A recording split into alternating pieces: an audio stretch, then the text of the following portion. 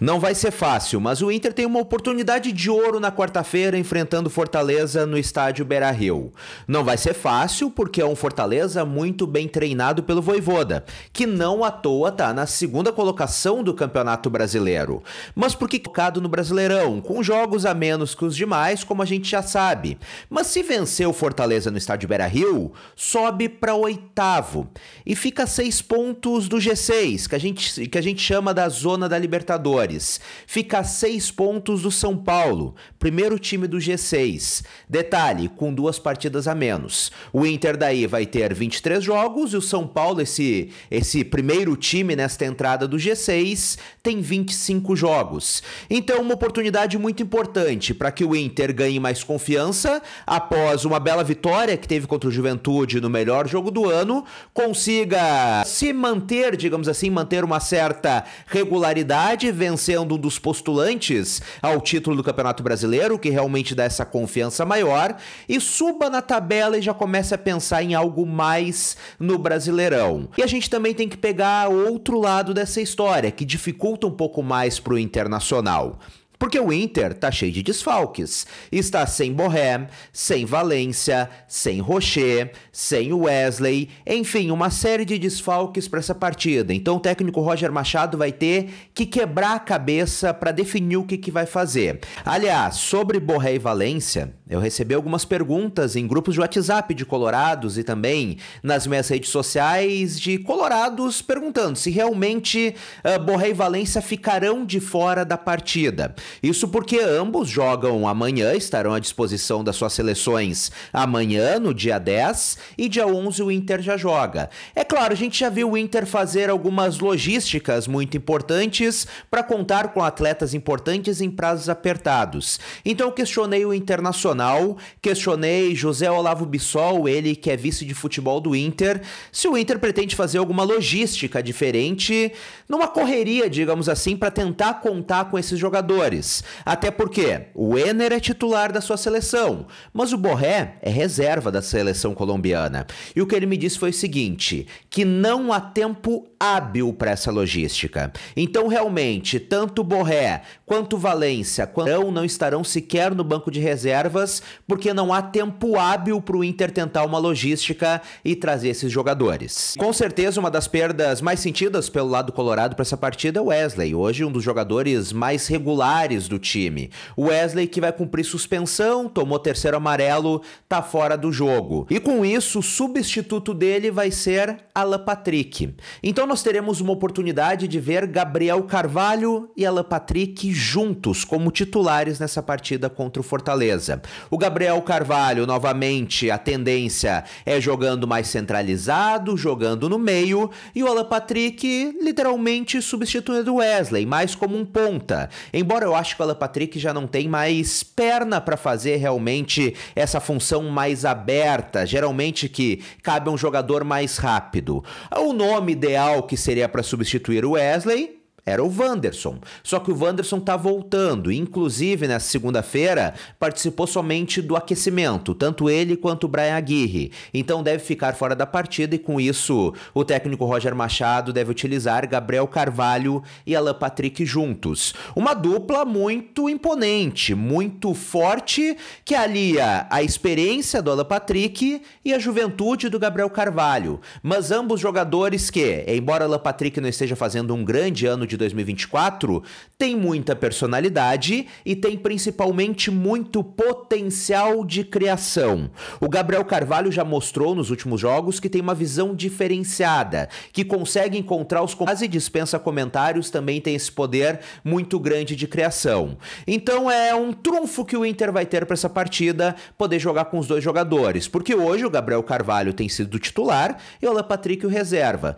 Então com essa ausência do Wesley, o técnico Roger Machado vai ter essa oportunidade de testar desde o início da partida os dois jogadores, um ao lado do outro como titulares. Então o Inter deve ter Alan Patrick e Gabriel Carvalho juntos nesse jogo. Enfim, um Inter contra um bom Fortaleza. com muitos desfalques, mas com uma missão muito importante de vencer e começar a incomodar mais na parte de cima da tabela do Brasileirão. E tem ídolo histórico do Inter querendo retornar ao clube. Após o D'Alessandro retornar ao Internacional em uma nova função, o Yarley também quer retornar ao Inter.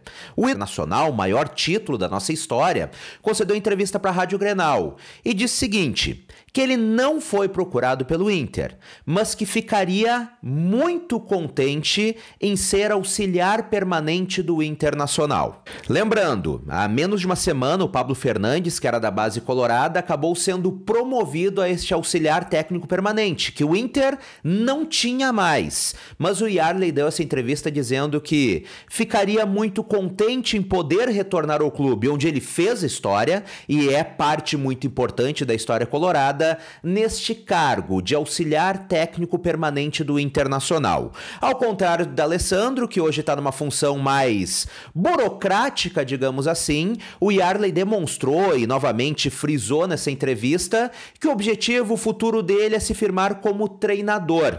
Então que ele não pensa em ser um dirigente, um cara mais da burocracia, um cara que atua mais fora das quatro linhas, que ele realmente quer trabalhar mais perto do campo, que é o que estimula ele, o que dá tesão nele e que, portanto, ele ficaria muito contente em ser convidado para se tornar auxiliar técnico permanente do Internacional.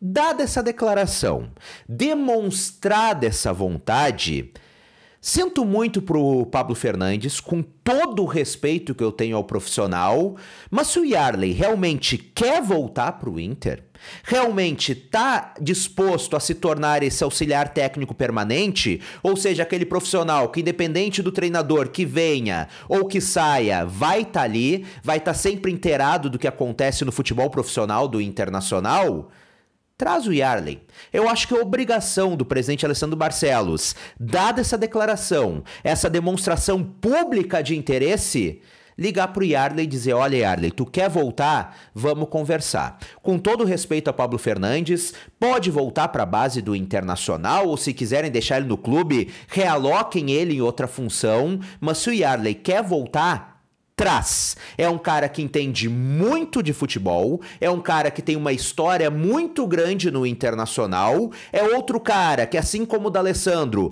conhece o Inter adentro, conhece profundamente o Internacional, então o Yarley quer voltar? Presidente, liga para ele e oferece o cargo. Quer ser auxiliar técnico permanente? Liga para ele e diz, olha, é teu, vem no Beira-Rio que tu vai ser contratado. Pablo Fernandes, coloca ele em outro cargo, realoca ele em outro lugar, afinal, até menos de uma semana atrás ele estava na base do Internacional, então não custa nada daqui a pouquinho mandar ele de volta, assumir algum cargo por lá e trazer o Yarley. Como eu já venho falando por aqui há algum tempo, o Inter e a atual gestão do Internacional precisa de pessoas que entendam de futebol, que entendam do riscado. Hoje o Inter tem em sua gestão muitos cartolas, como a gente gosta de falar, que entendem da parte burocrática, que entendem de gestão, de contratações, de negociações, enfim. Mas pouca gente que realmente entende do riscado, que entende da bola, que entende do futebol. O D'Alessandro já chegou para preencher uma dessas lacunas.